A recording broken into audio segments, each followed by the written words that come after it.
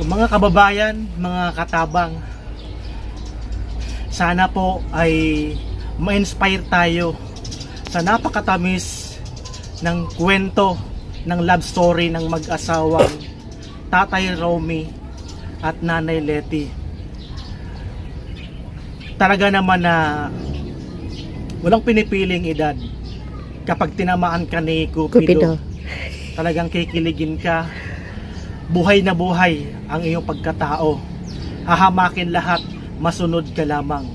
So yan po, tunghayan po natin ang napakagandang kwento ng love story ng mag-asawa sa kabila ng sa edad na 73 Tatay Romy at 71 si Nanay Letty, na talaga naman na sila ang patunay na may forever talaga.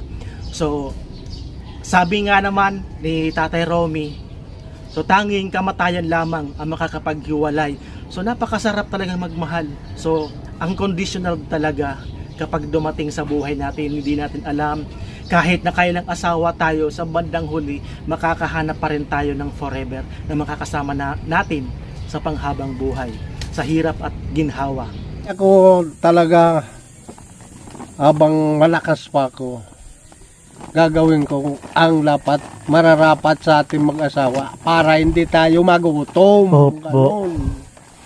So ngayon po pala, hindi na alam ni nanay na ikaw nagsi-savings, nag-iipon ka. Hindi na alam, akala nyo wala akong saving, may saving ako.